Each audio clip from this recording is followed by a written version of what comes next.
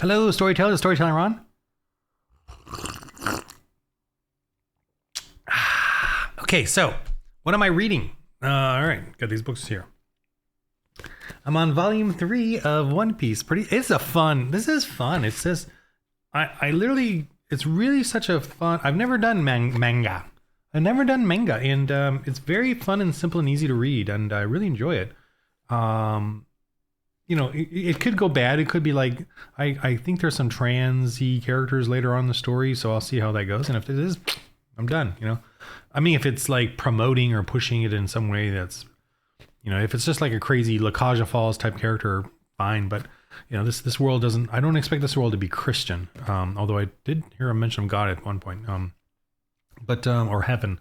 But I don't know. So I don't, I don't want to. I don't have to impose Christianity on this worldview, but if it's going to be promoting something and pushing it, and especially with kids, then I'm gonna, I'll fight against it. I'll look for a way to oppose it. But for now, I'm enjoying it.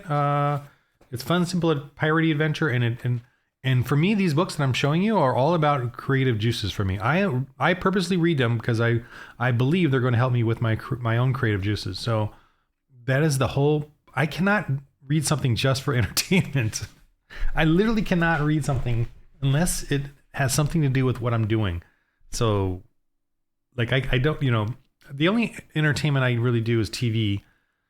Whatever. But anyway, I'm a writer and a game designer, and of course I'm homeschool dad technically, but I spend my time writing, and I spend my time obsessing over storytelling. I'm a storyteller. I love storytelling, and role-playing games is one of the best ways to storytell in that immediate action, reaction, feedback, and collaborativeness.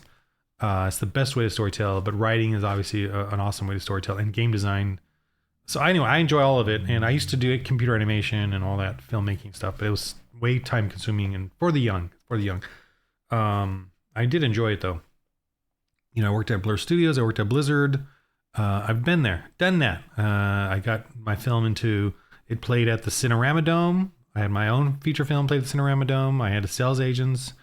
I had film sales agents.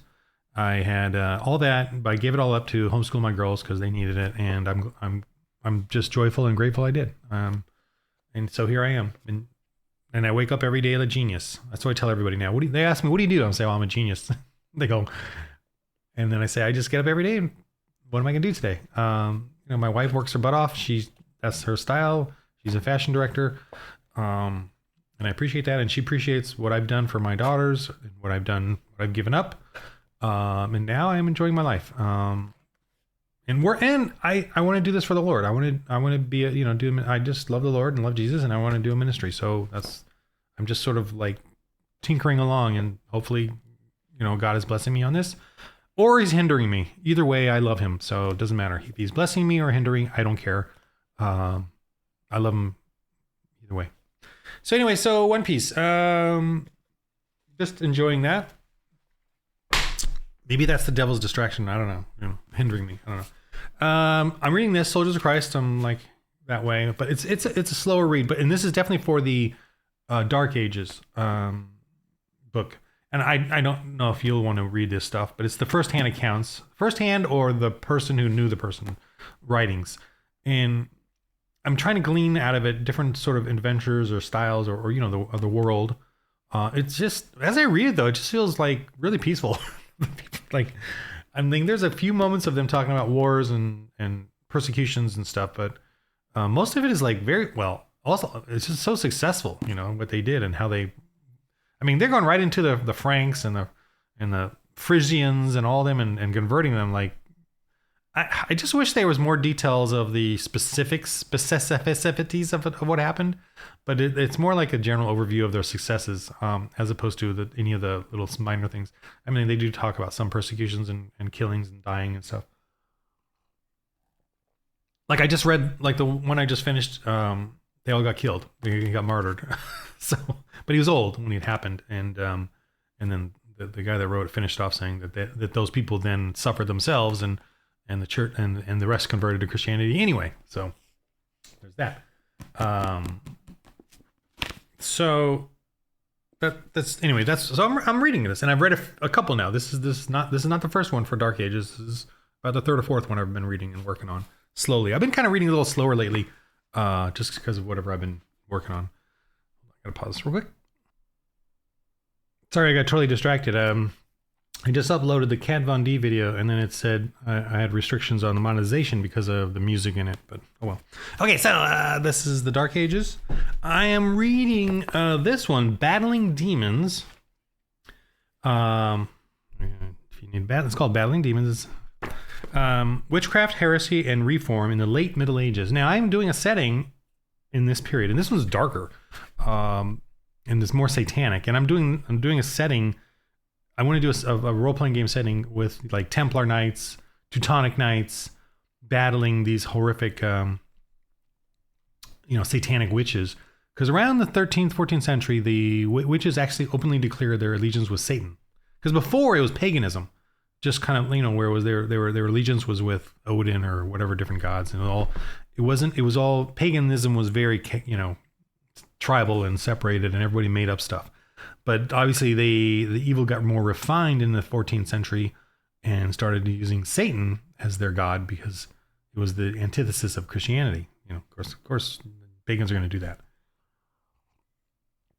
And there were 30,000 in Paris alone. Supposedly, back then there were 30,000 sorcerers, male witches, and females are always more prevalent, more numerous.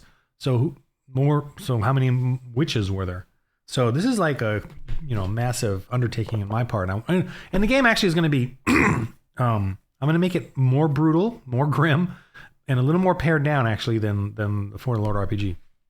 We'll see. I've already written it out, and I've already broken it down, and it looks like Morkborg. So sort of. I really like Morkborg in the sense of, of course, got a satanic thing here, but whatever. I don't care. It doesn't bother me. I like the way, it does their little simple, goofy breakdown. And I'm not going to go this crazy, but I kind of want to do something like that where the new one called, I called it something. Shoot, what's the name of it? Crusades or something. I don't know, Crusades RPG or something like that. Or the Crusade. I don't remember what it was called, but I'm going to do, it's funny. I've written it all out and broken it all down in a weird, goofy way, but I haven't gone and finished it yet. So, but I want to like research a little more and get more demonic-y stuff, and it's definitely going to be more fantastical, like with more crazier stuff. Okay, this is another setting I want to do, and I just got this book. I've only read the back cover, and I'm really excited about this. And this is very annoying to me. This history is being erased. This is 100 years. The Royal Navy versus the slave traders. This is going to be I think going to be a great role-playing game. We want to remind our kids, especially our boys, what the British Navy did by themselves. They didn't have, the French didn't help, the Italians didn't help, the Dutch did not help, the Portuguese didn't, the British did this themselves. They went after slave traders, and think about this, slave traders back then were huge, were rich, were powerful. And yet the British Navy took 100 years, attacked all these African slave traders, and there were Africans. They're all blacks and Arabs, and then whatever, the Portuguese, whatever. But they had to go up into Africa, up into the rivers. How dare these white colonial supremacists do that? See, this is being erased, and it's pissing me off that we don't have any history of this. Over 2,000 British sailors died, and I bet you they had probably other races along with them that they recruited, but vast majority were white. They died in foreign lands, and many of them died, I don't know about these specifically, but many died due to their diseases and stuff in Africa. And yet here they are going up to these places and stopping the slave trade, for crying out loud. I'm so pissed off at the left and how they're so amazingly satanic in how they erase history, true history of Christianity and what Christian men did. And like in one of these, the memorial in one of these, pictures, yeah, it says that one of the captains there was there, to bring Christianity and civilization to these different areas. And well, what were they going up against? They were going up against paganism and slavery. Paganism and slavery are the exact same thing. What's wrong with that? What's wrong with enslaving? It was the Christian people, white or black or whoever, Christians who went in and brought Christianity and civilization, or the chance at it at least. And today, of course, they're attempting to erase it all. And every pagan out there in modern society is looking at the Christian world for their civilization today. They're being influenced by that. Japan is Christian based. America, oh, that's not true. That's not true. Yes, it is, because we built them. We defeated their paganism in 1945, and we rebuilt that country. And we forced them to be a Christian civilization. We didn't force them to take on the Christian religion, like to accept Jesus Christ as our Savior. We didn't force them to. You know why? Because that's what Christians do. We don't force you to become Christian. What we do, though, is force you to become Christian civilized, Christian ethics, Christian morals. And that's what the Japanese have. That's what the South Koreans have. And South Korea is like 30% Christian, which is really strong in Asia. That's a pretty strong element. And they're very strong, too, Christians. Don't get me started. Okay, so this one I've been reading. I just started on it. It's a nice, easy read. Dominion. This is by an atheist writer, actually, and he's one of those atheist men that think about Rome once a day at least. He's a total antiquities writer. He loves the Roman period, and he wrote this, and basically in his in the interview I watched, he just kind of confessed that in his studies he had to admit that when Christianity came along, and because he loved Roman history, he learned the horrific brutality of paganism before Christianity. And when Christianity came along, that changed. Now, was there torture and all that during the medieval times? Of course there was. But, of course there was. But, remember, Christianity never fully got its claws into everybody, right? The Bible, the printed Gutenberg Bible did not happen until 1600s rather. And then really didn't get flourishing till the 17th, 18th, which is when this happens. The Bible became more accessible to everybody in the 1800s, 1900s, and that's when Christianity was really more fervent. Protestants and Catholics, settled their somewhat differences and became more productive. Before that, most people had bits of Christianity, bits of compassion, romance, about being chivalric. But they didn't have all the true beliefs. They didn't understand everything. So they had pagan ways. Everyone had pagan ways, including the kings, including the dukes, including the barons. And those people are going to deal with pagans in the brutal fashion because that's all they knew for hundreds of years. And that's all paganism and witches know. Witches are very deceptive. And when a priest and a prince deal with a witch, they are dealing with a deceiver, someone who will lie and pretend they're Christian, but then go and do the same thing over and over again, taking advantage of people. And the whole torture and all that happens because they don't know what else to do. This person continually stop murdering, sacrificing children. Okay, I will stop. Okay, great.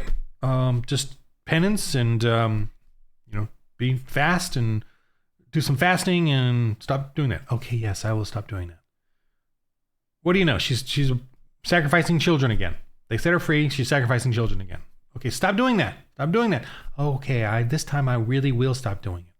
That's what happened, on and on and on. And finally they said that's it. We have to torture you. We have to stop you, or we got to kill you. Either, I don't know, what other choice do we have? You're going to keep sacrificing children.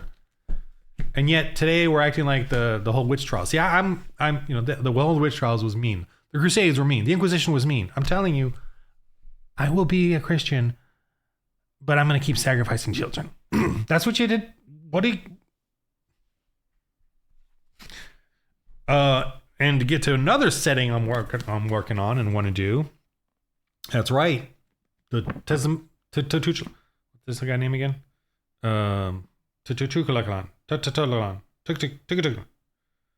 What's the guy's name? Montezuma. And Cortez, yeah, and the fall of Old Mexico. So this one I've been reading, and in this one and in this one, Dominion is all about freaking.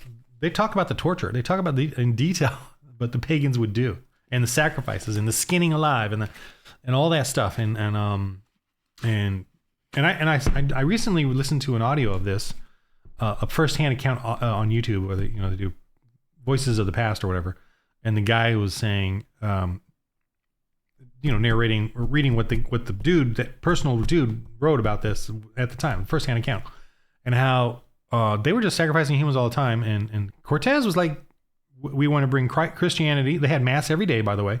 We want to bring Christianity and want you to stop sacrificing humans. And cannibals too. They ate humans. They ate children. That was part of their dishes. And the Cortez and them had to, were there and like, we hope we're not eating any humans because it was like 200 different plates of stuff. And that's what they had to deal with. So how do you stop people from cannibalizing and sacrificing humans? Oh, you know what? We agree with you. We're going to stop doing that. No, they're not going to stop doing it. And then yet today we're criticizing the conquistadors because the all-pervading view of Christianity, there is a God, there's an ultimate laws, and thou shalt not murder humans. And Cortez had to stop them from murdering humans. I mean, he wanted to Christianize them, but you can't stop them from murdering humans and then they remain pagan. I'm sorry, paganism is just going to continue to, we're going right back to sacrificing humans. So, but, that's the story of humanity. I mean, people say, oh, I don't like there being evil. Well, do you go to church? Do you support a church? No, it's stupid. Well, then there's going to be evil.